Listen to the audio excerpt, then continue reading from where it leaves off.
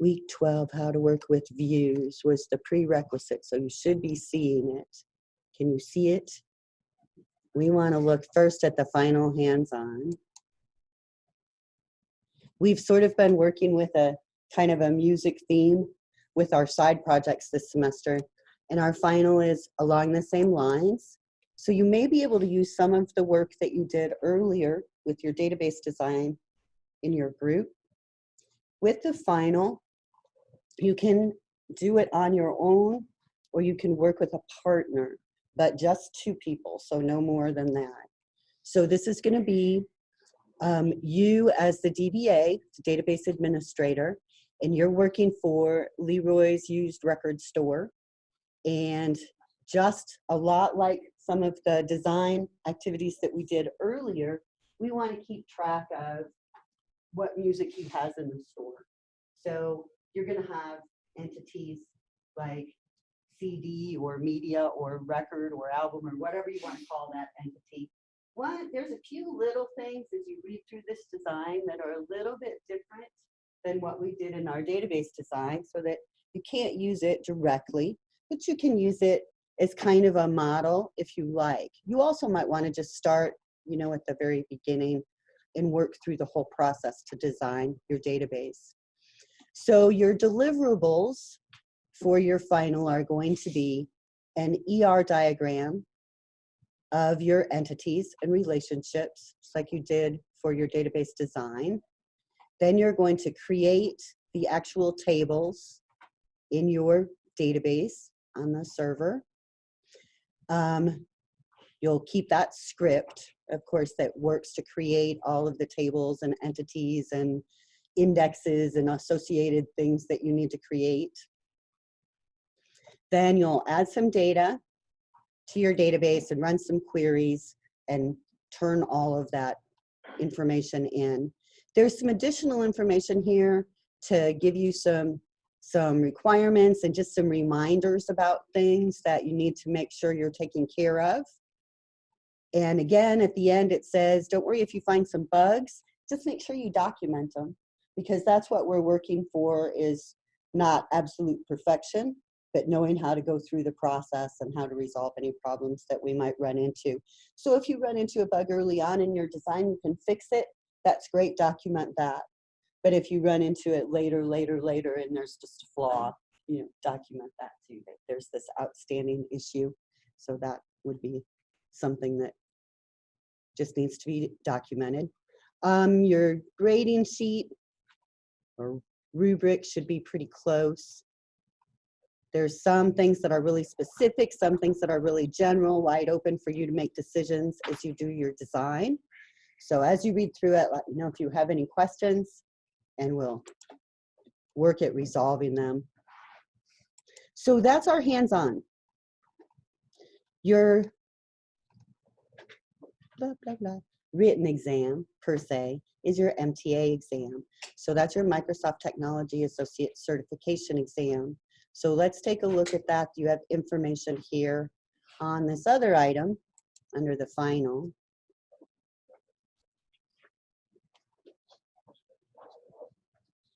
This link is this facility called Pearl Trees that I just use to keep track of websites, and there's nothing special about it or anything.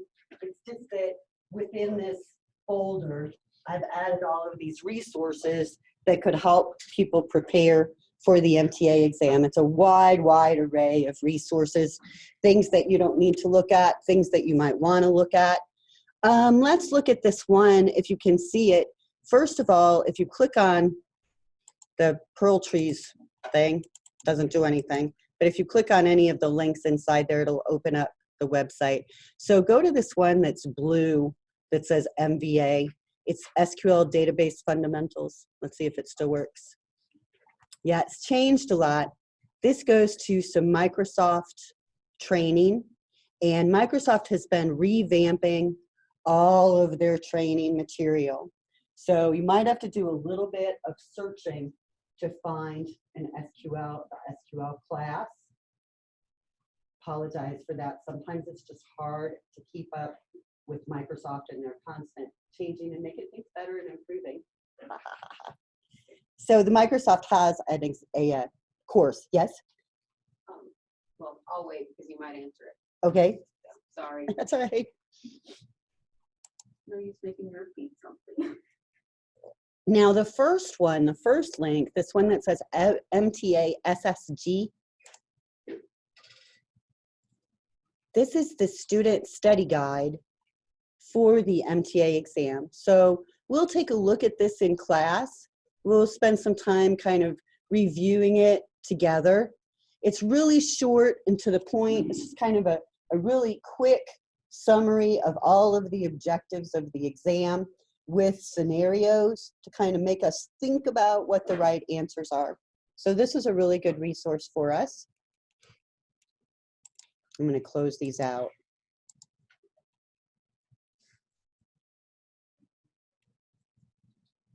Most of them, as you see, are just SQL training, anything that you want to look at to feel like you're confident. You guys are all very, very competent at doing your queries and understanding the database design. I'm going to open up a new tab and let's search for MTA DBA. I want to see what we can find. The first link that I get is training. It's certification camps, so I don't look at it. The next one, though, is Microsoft, and that one I do want to look at because that's going to be the information from Microsoft about the certification exam that we'll be taking. So if you ordered this exam on your own and scheduled it, it would cost $127. OTC gets vouchers, so that's why you guys will all get an opportunity to take the exam for free. Now you get one shot for free. If it's not passed at that time, you can retake it, but it'll be $50 to retake it, and you won't have to schedule a time to retake it. So the first time is the best time to pass because it's the free time. Now, besides the cost being different, you don't need to worry about scheduling it because we're going to do it here in our classroom together. Scroll down, scroll down, scroll down. Now, as you scroll down, you'll see that they have a summary of the objectives of the exam, understanding core database concepts like tables and columns and rows and things like that, creating objects like tables and all of the things that you've created, manipulating data with your insert, update, and delete commands, understanding data storage. Yeah, we don't do a lot with that.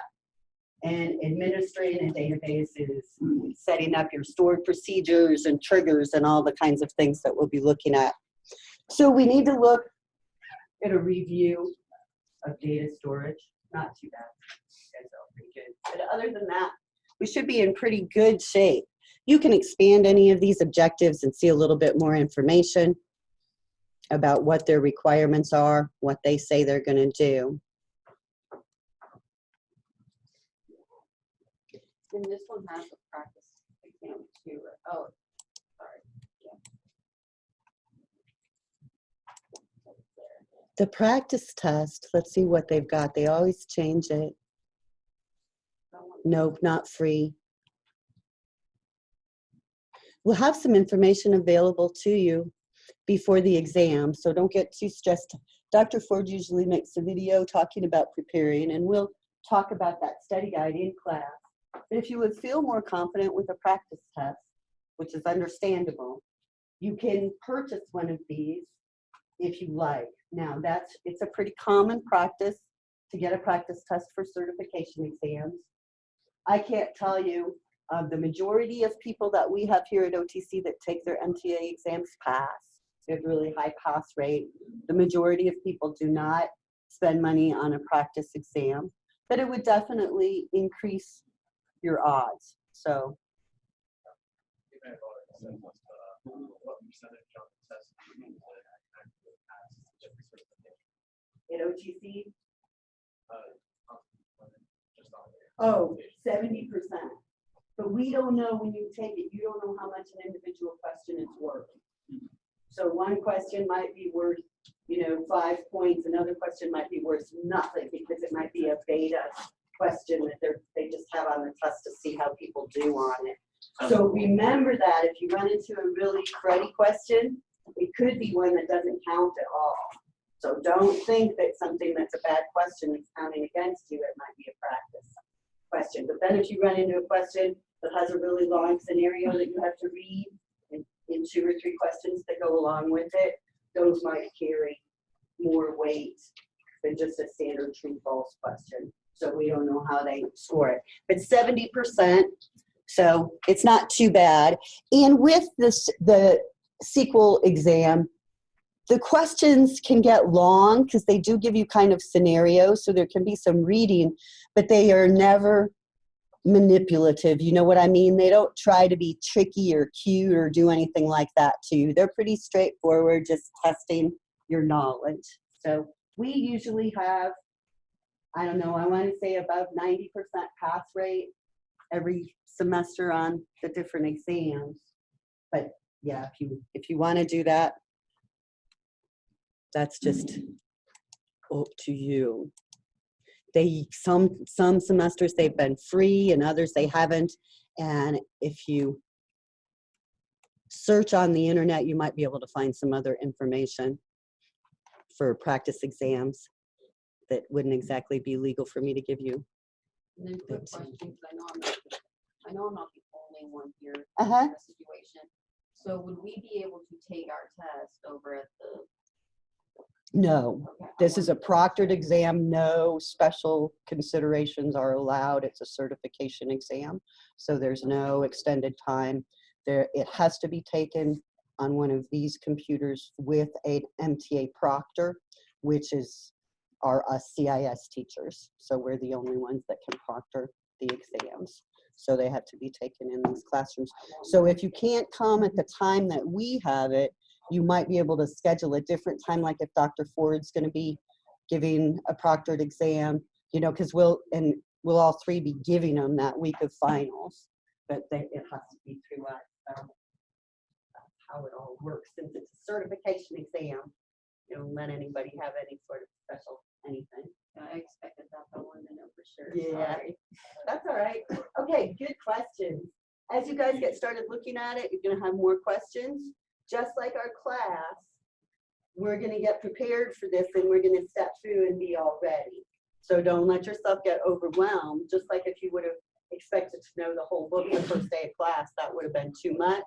But as we've gone through it and learned it, it's all been totally attainable and really, you guys have done such a good job. Bless you, bless you. So good resources. What else?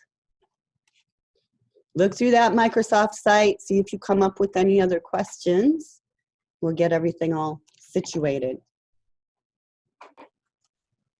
Remember, when we start working on your final in class, we'll have days that are like lab days, but we will do a little bit of review and preparation for that MTA exam. So you can grab those Zoom sessions if you're preparing from home and finishing up your final. But please make sure you stay in contact with me so that you don't have attendance issues here at the end if you are working like that. So I know you're attending. Okay, let's take a look at chapter 15. It says stored SQL. We've already done some stored SQL. So you guys have experience with this already. Our last chapter 14 was about scripts. So we saw with a script is just a list of commands. If you had Python in your 120 class, it's a Python script, right? Just a list of Python commands. Like Our a movie script, script. huh? Isn't that like a movie script? Like a movie script, yes. Yes, exactly. The list of commands. I think that's where it comes from.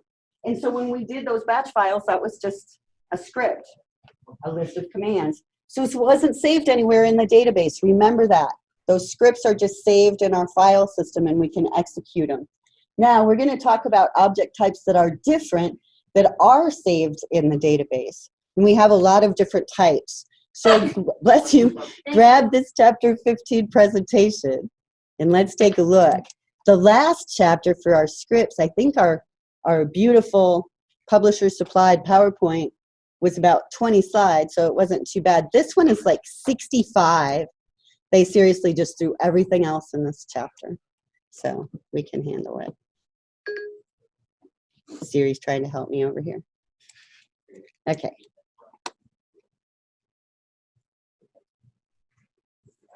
So one of the things that we're going to talk about are stored procedures.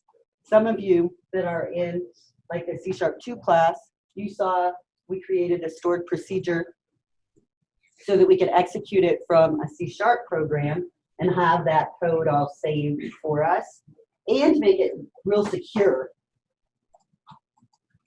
We're going to write some user-defined functions.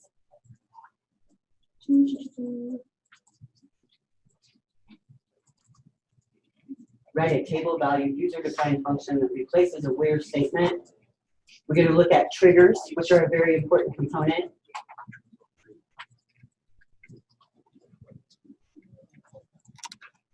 We're going to look at a potential database problem and a trigger that would solve that potential problem. So triggers are very important. So don't think that because all of this stuff was slammed into this last chapter, it's stuff that is not critical. Triggers are really, really important, as are stored procedures. It's just that you've already seen a lot of the things that go into creating these. So you should be able to put them together and assemble them very quickly without a lot of overhead learning. Okay, so some more objectives. Why would a stored procedure execute faster than a script? How could we validate data in a stored procedure? What's the purpose of the system stored procedure? 2 types of user-defined functions, 2 types of triggers, lots of things for us to look at. Why would you want to use the alter statement with a procedure, function, or trigger? All important things. Now, if you have your OneNote document with notes, this might be something that you would want to put in there. That's, of course, what I'm looking at here. So whenever I have a script file, like we were working with last time. Hi, Clint. Clint's on the screen, guys. Clint's on the screen on Zoom. I pressed the button accidentally. He came up on my screen. I can't see him. Where is he? He disconnected. He just. Yeah, Clint's here. Oh, you saw his face? Anybody You else hear me? Clint is here. Clint is here. He's Zoom connecting. He's got his face in your face. You should at least wait if he's hearing us talk about him. Wave at you. Okay, so a script. Multiple batches. What's that mean? What's batch? What's batch in the script?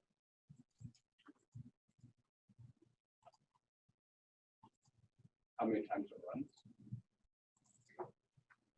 How do I make a batch when I'm in the script file?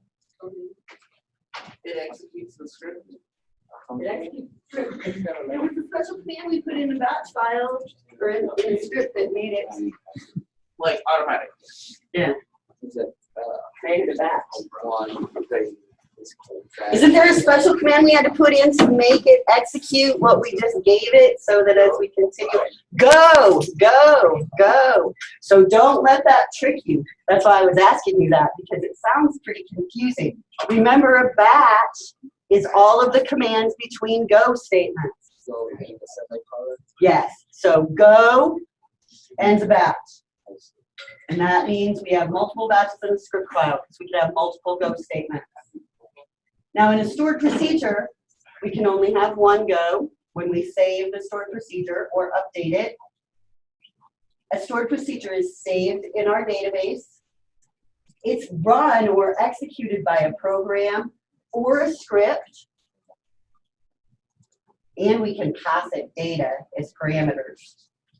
Now a user-defined function, remember we've used built-in functions like convert and sum and things like that. But if we create our own function, again, the go statement is to create it or alter it. It's saved in a database. It can be executed by a program we've written or a script, and it does accept parameters. Now a trigger, we can only have one in a batch. It's stored in a database. And a trigger is run automatically by the server when an action is executed, when the trigger fires. So it makes our trigger run. So it's really important because we can run it in a really interesting way. So how are they used? A stored procedure is a series of statements that are saved, and they're used by programmers usually. As an application programmer, just like any other code that we save, we can save a stored procedure to keep from having to re-execute it. If I have a stored procedure, I can execute that stored procedure and I can get away from SQL injection.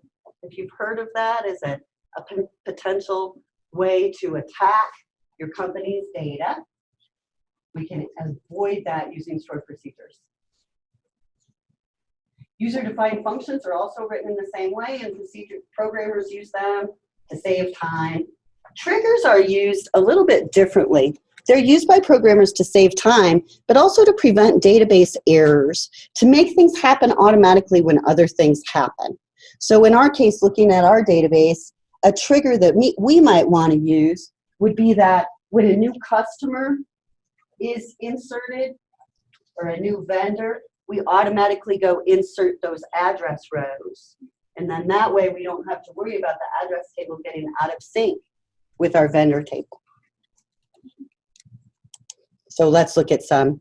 Here's a script that creates a stored procedure. Let's do it. Go ahead and open up your SQL Server Studio.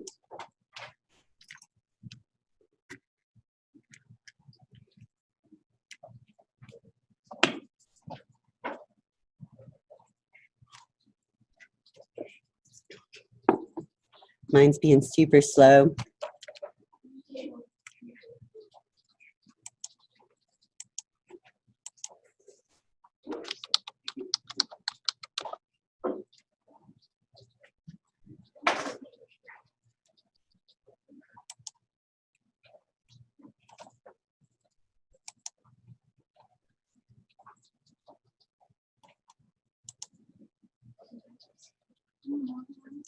This is going to be a new query, and I want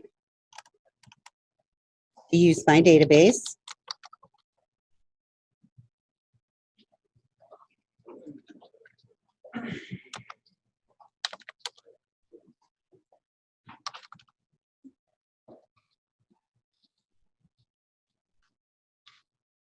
Put that in there. Now, whenever I am working with a stored procedure,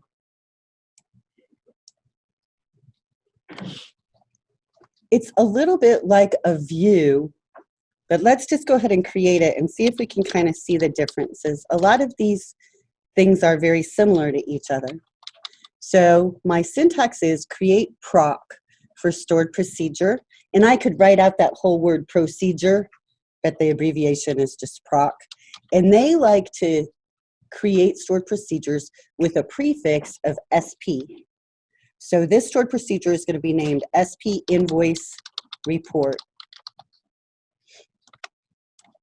We're going to have that as keyword that says all of the code that follows should be saved as this stored procedure. So this stored procedure is going to have a select statement. We're going to select the vendor name, invoice number, invoice date, and invoice total from our invoices. And we want to join our vendors table on invoices.vendor_ID being equal to our vendors.vendor_ID.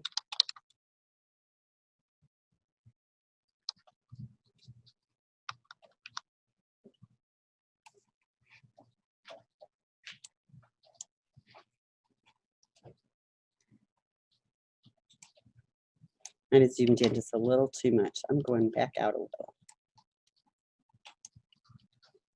Long one. There we go. Okay. I want a where clause here where our invoice total. I thought we were going to quit typing this all the time. Never. Minus our credit total, minus our payment total. It's greater than 0. So we want to have those vendors that have an outstanding balance. And we want to order this by our vendor name.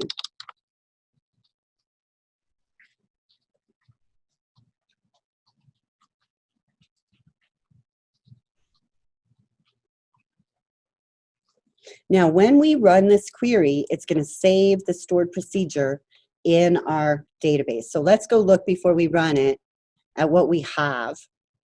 Right now, let's expand our tables area. Is that a greater than 0 or less? Greater than. Yeah. It'd be kind of weird if one was less than 0.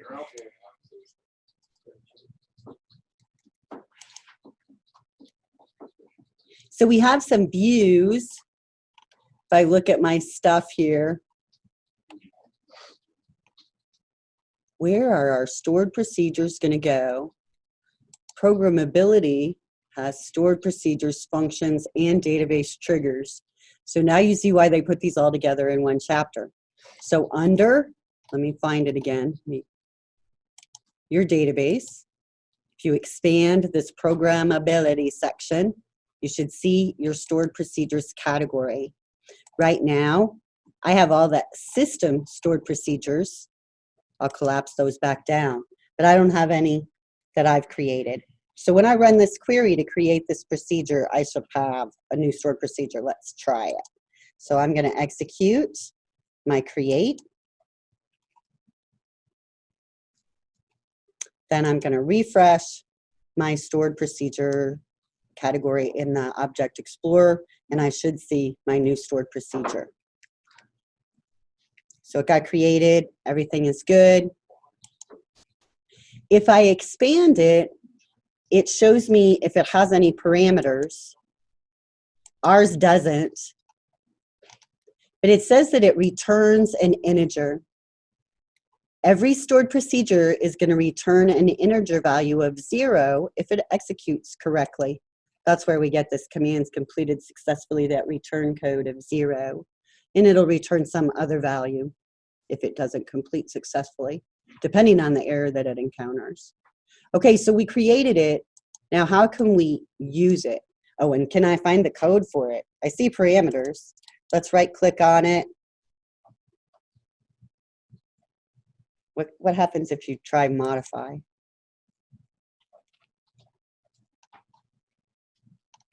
It shows us our stored procedure, and it's got all the code already as an alter. Now, in the presentation, it mentions that this might be what you want to do if you want to change a stored procedure. You might want to alter it instead of dropping it and creating it again. All of our other entities, they've told us to drop and create again. Tables, indexes, things like that. That's pretty dramatic, right? If we had users using our database, they're going to be impacted by us doing that. Now, with the stored procedure, this is a more minor thing. We should be able to change these without affecting our users, right? Because these are programmable things that we're going to be changing all the time. So I want to use an alter statement so that I don't affect the existing security. So I might have 50 users that have access to this stored procedure to run it. If I drop it and create it again, I've lost all of that. What's with the set ANSI nulls and set ported identifier? Just some default parameters that they generated for us as code. So So if you had to, for whatever reason, hand type this, you wouldn't necessarily need that. no, those are, yeah, those should be our defaults. Okay. So looks good. We've got our stored procedure. I'm going to close out of this tab, and I want to go back to the one where we created our stored procedure. Now let's run it. We said we could run these things in a program. We could run it in a batch. Let's create a new query window, and we'll just execute it. EXEC SP invoice report. And this is how I would run it in a batch file script. So when I execute that stored procedure, here's my output, all of my outstanding invoices. So my output, didn't we create a view that output information just the same way? Why would I want a view versus a stored procedure? Sometimes it's hard to decide because they do real similar things, but there are some differences. Let's think about it. A view we use in a select statement, like it's a table. So a view, we can set up a view and our programmers or our SQL users, our SQL reporters can use that view like it's a table in other queries and in other things that they build. This stored procedure is not used like a table in a select statement. It's executed on its own. So this is something we would create to give to our programmers to say, you can use this stored procedure to get all of these outstanding invoices. All right? They're not going to be able to use this stored procedure in a query to modify the output, to get additional things, to join with anything else. It's just standalone. This is the data you get from this stored procedure. So I'm going to use a stored procedure if I want to give this canned output to programmers, developers, people that are going to execute that stored procedure. To clarify that point a little bit, this is what we would give someone working on the front end program to Or the back end program, yeah. populate their class data. Yes. As opposed to a view is something we would hand to another database programmer to say, this will conveniently let you manipulate and get this information for some other query. Yeah, view is used more dynamically for generating additional SQL, whereas our stored procedure is more of a saved function. This is the way this should work. So it depends on the situation. Totally depends on the situation. Let's look at some more and see if we can clarify a little bit. So I want to create another one. Let's do another new query. And I want to use my database. And we're going to use an if statement here with our object ID that we looked at last time. And we're checking for this stored procedure that we're going to create. So if it exists, let's drop it. We're going to show you how, even though it's not necessarily recommended. I'll do uppercase go.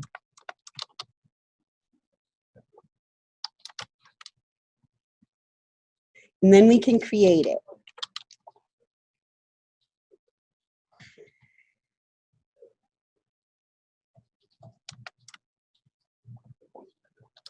Now, in the stored procedure, we have an if statement. Again, and this time, within our stored procedure, we're going to see if this invoice copy table exists. Is the SP copy invoice not having an S and cause a problem? The object ID or? Sure, miss an S. Sorry, I didn't know. No, that's all right. No, you can see it. Okay, so if our invoice copy table exists, we're going to drop it.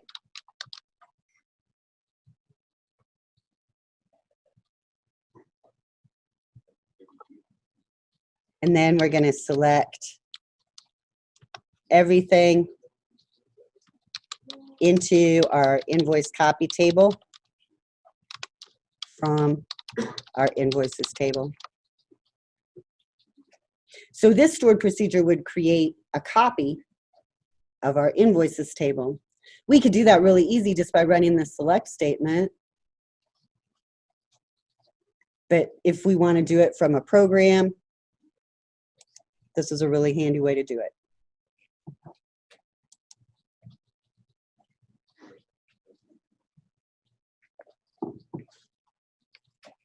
let's put a comment or two up here. First of all, I'm going to say drop the stored procedure if it exists. Not recommended. Security access is also dropped.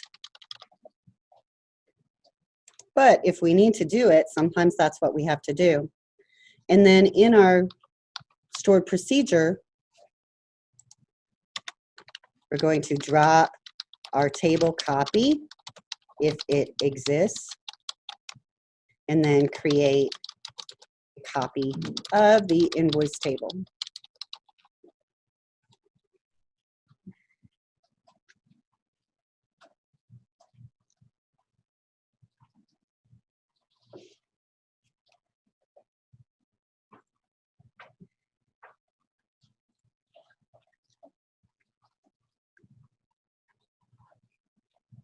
Now, before I run that, I haven't saved it yet, but before I run it, I'm going to look at my tables, and I do not have this invoice. Oh, I do have this invoice copy table.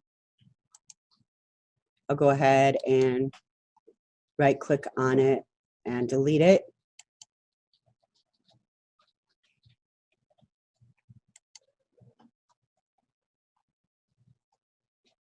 And then I'm going to execute my create to create my stored procedure. And then I can run it.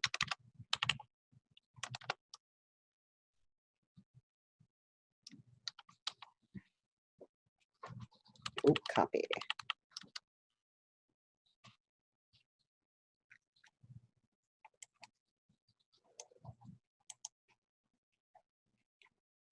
Now, after you run it, you should be able to refresh your tables and see that new table. There it is.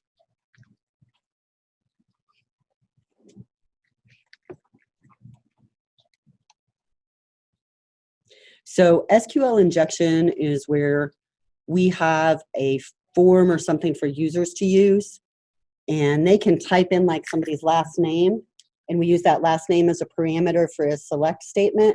But instead of typing in a last name, some really knowledgeable and not so nice person types in a statement like drop table users, and that code gets passed through by the database and executed, and it drops that table, and you can wreak all sorts of havoc. And that's SQL injection, where we can send an SQL statement through. Because of the way SQL works, our program code might accidentally execute it.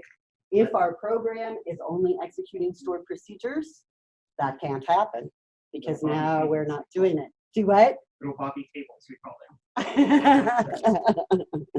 them. Mean, mean, mean. So how could we pass parameters using a stored procedure? How do we get that last name into a stored procedure if this is a safer way to do things? Let's set one up, but let's save these first. I'm getting away with here. So I want to save this one as stored procedure copy table. And then our other one,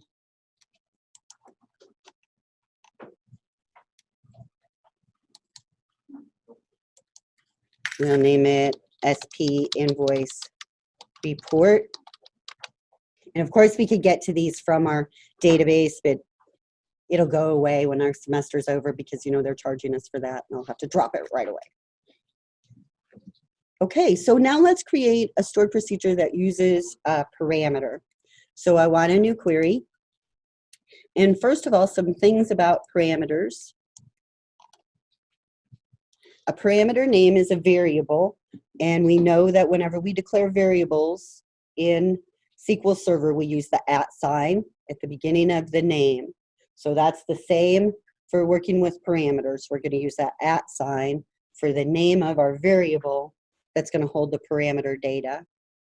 So we could have a declaration for parameters at the beginning of our stored procedure, and we're going to specify the name of the parameter and what data type it is. For example, we might have a date variable named dateVar that is a small date time data type. We might have a variable vendorVar that is a varchar for 40, and we initialize it to null, which isn't really initialized, right?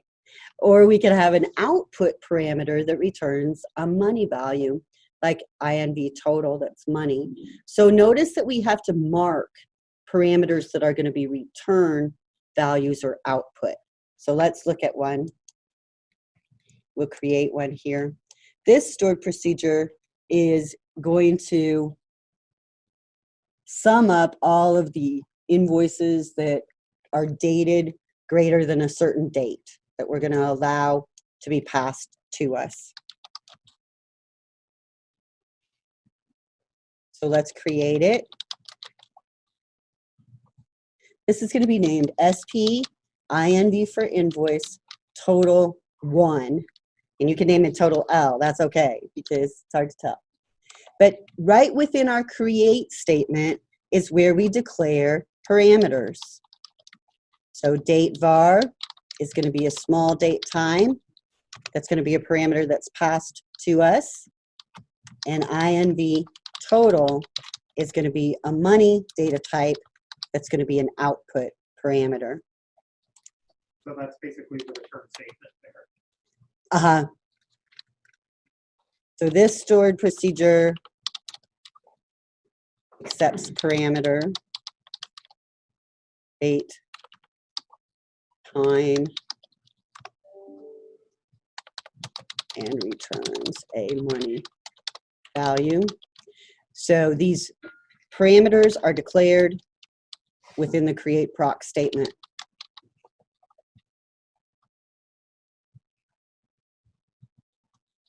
So within the header, kind of. Now, after our create proc statement is the as clause. So you could also say that the parameters are created before the as clause. So whichever is more meaningful to you. And in our stored procedure here, we're going to use the invoice total parameter, the amount that they pass to us, or no, I'm sorry, our output amount, to hold the sum of all the invoice totals.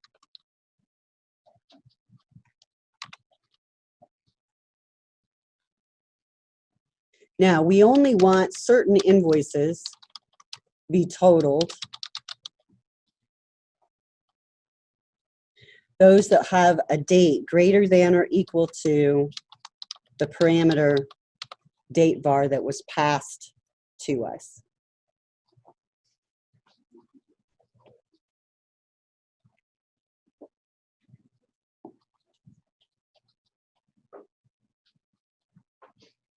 Question about that. Uh-huh.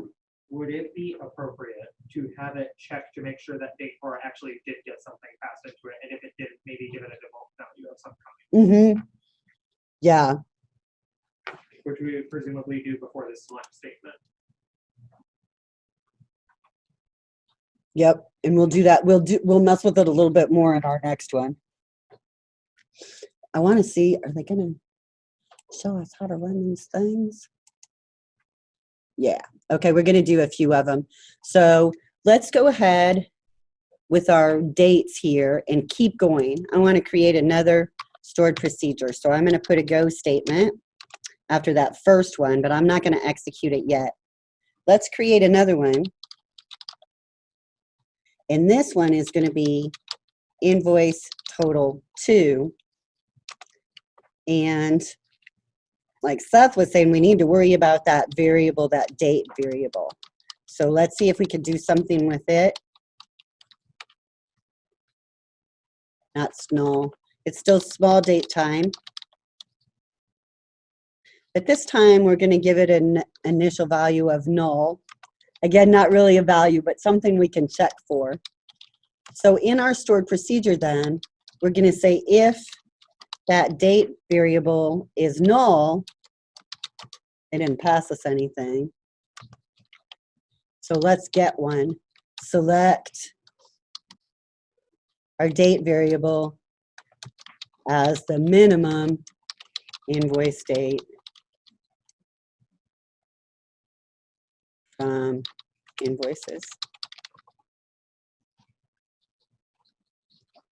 So very good. If we don't get a parameter, let's go ahead and give it a value anyways. Now, since we gave it a value, we can go ahead and do our select.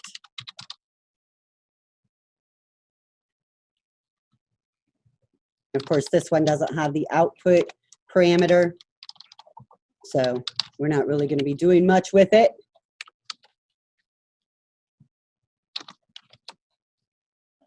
But we can see how we can initialize that date variable to a meaningful value.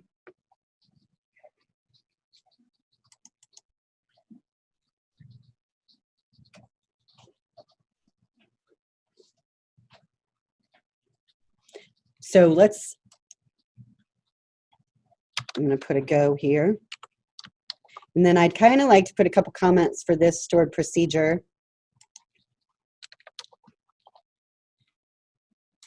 So we will initialize our date parameter, not data, if the user did not supply. So we can fix up our input. All right, let's do one more. In this next stored procedure, we're going to add a lot of capability to it. So SPINB total 3. Such creative naming, huh? Let's create our invoice total variable. It's going to be money, and it's going to be output. And our date var is a small date time, and we want to start it with a null value. And our vendor var, we're going to use this to hold the vendor's name or part of it. So we're going to set our initial value equal to the % sign. And if you remember from way back at the beginning of the semester, the % sign is one of our wildcard characters that we can use to say this matches. So if it matches the % sign, whatever the rest of that string is, we'll select it. Okay, so now we've got all our parameters set up. Let's put in our code for our stored procedure. We're going to start out with our if statement, that if our date variable is null, we want to select its value as the minimum invoice date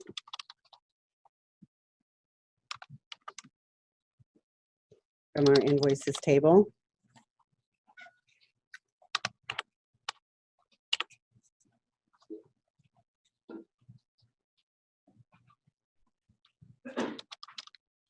Then our main select statement, we're going to select that output amount, our invoice total, and it's going to be the sum of all of the invoice totals from our invoices table. And we want to join our vendors table on vendor ID.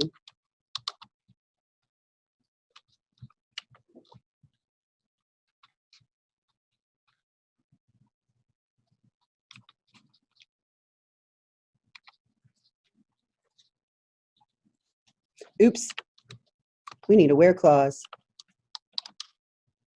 Now our where clause is going to be a combination. We want our invoice date to be greater than or equal to that date variable. And we want to select on vendor name being like our vendor var. Vendor var.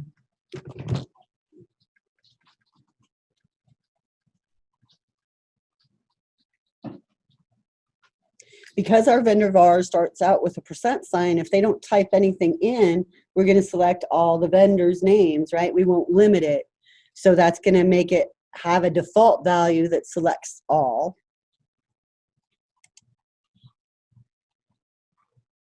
Now I'm going to put a go statement to save this one.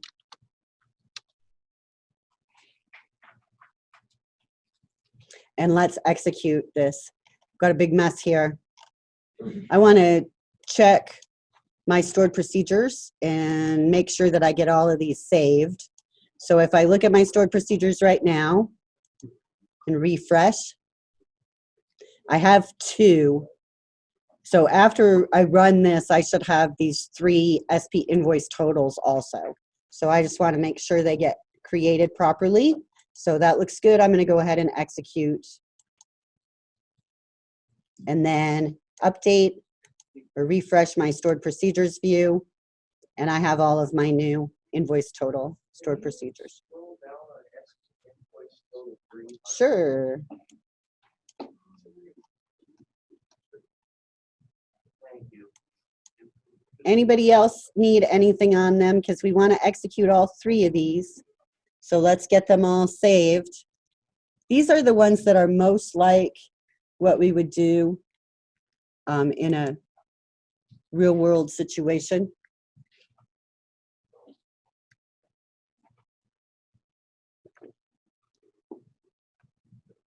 After everybody's got them, we'll execute all 3 with some comments on how we're going to pass in the parameters and stuff, because we have a lot of different options on doing that.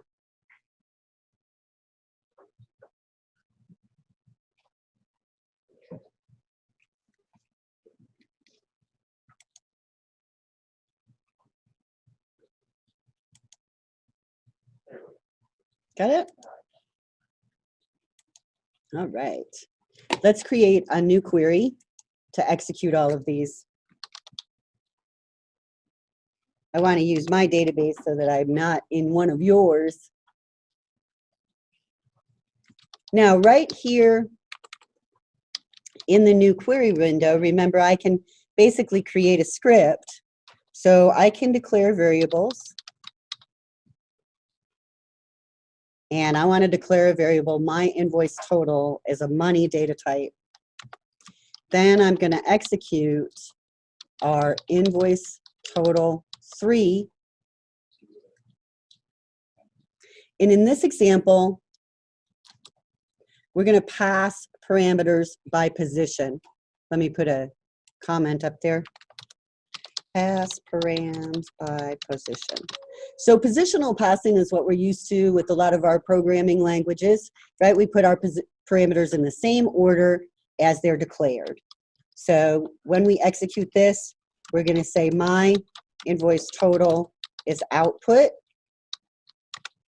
We have 2016-02-01 is that invoice date. And we want all of the vendors whose names start with P.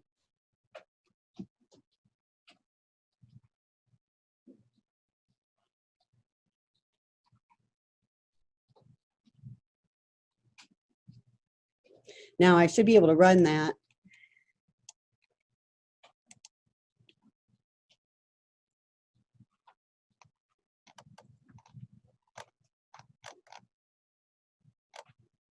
Says it worked. Let's go look at our statement. That's okay. So I like that it worked. Should we maybe go ahead and print out the value of that variable to see what happened there? Because otherwise it's not very meaningful. And of course we could make that all fancy and put some additional wording and stuff with it. I just want to print it. So I'm going to execute that again. Oh, now I've got some output. That's a little bit better for me. visual learner, you know, I like to see that data coming back. Okay, so it did something, it ran, and it returned us this invoice total. That is passing the parameters by position. In the stored procedure, we declared the invoice total first, then the date, then the name. So we're passing the data in that same order. Now, we don't have to do it that way, though. Let's pass the parameters by name. Again, I'm going to do a declare. I better put a go up here so that I start a new batch or it's going to get mad at me. And I'll do my invoice total is money. And this time I want to execute our invoice total 3.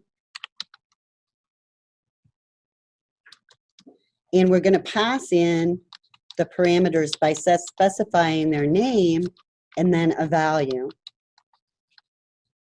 Now we can do this, you know, with a lot of our programming languages like Java and C#, and it's a newer way of coding, so we don't see it as often, but it's actually preferred, right?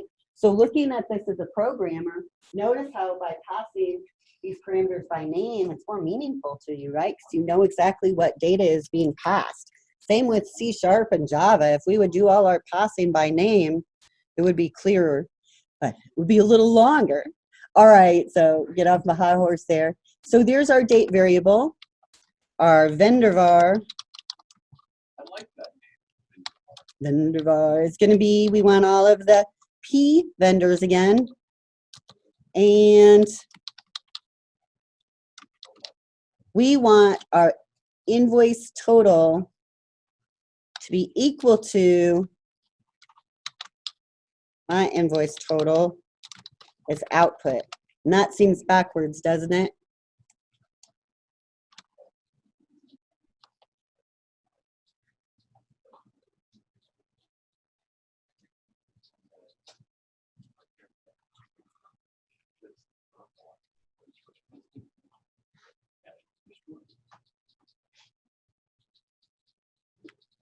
Let's print it and make sure we're actually getting something there. Print my invoice total.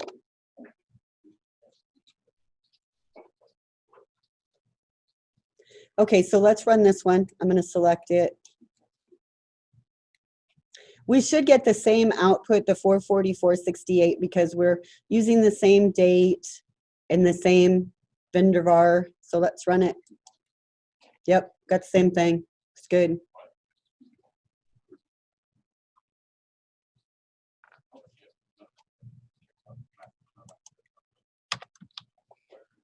Let's copy it. I'm going to copy my comment that says pass param by name all the way down to the go statement. And this time, we're going to omit optional parameters. So we would still want to declare, and we want to execute SP invoice total 3. But this time, we want to get rid of our date variable.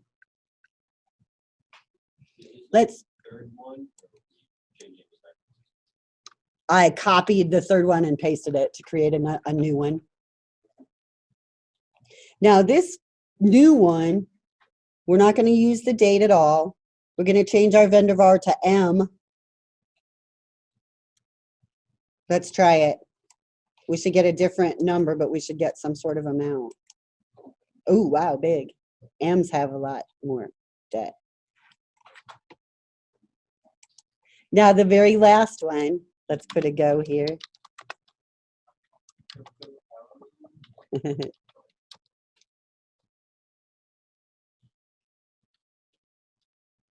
I want it to be money.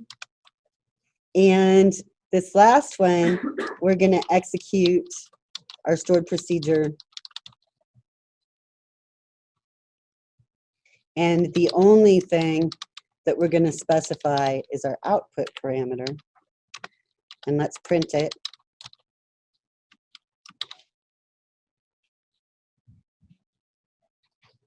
So I'm going to run this last one. We should get a big number, right? Because this should include every vendor and every date from the minimum. So it should be all of them. Yeah, it's really big. That's good. Now we got that output. What happens if we execute, or I want to know, tell me how I could figure out, do I have to specify that my invoice total parameter is output?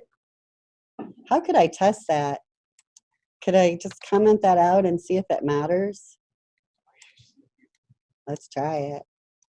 I have a need to know. Oh, wow. Yeah, it matters, huh? Doesn't work. So a need to know. Just try it and see what it does to you. Not going to hurt anything. Okay, we have like another stored procedure or so to look at. And next time we'll look at that and look at our triggers and get some practice going with that. Let's save these last big ones. This one, I'm going to save as EXEC SP.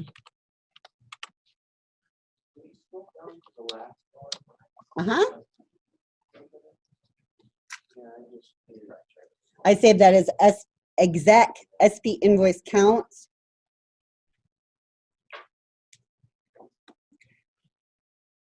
And then the other one that actually has all of the stored procedure code in it, let's save it.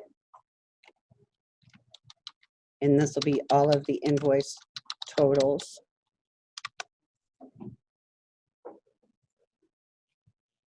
So once we have all those stored procedures saved, we can just run them whenever we want, anytime, anywhere. Okay, before we break for lab, you can be working on the assignment. This is the last assignment this week. And I think your last quiz, oh no, there is a quiz for the next week's transactions, but no assignment. Can be working on those or getting the one done from last week or getting started on your final. So whatever you think, but if you have any questions, let me know.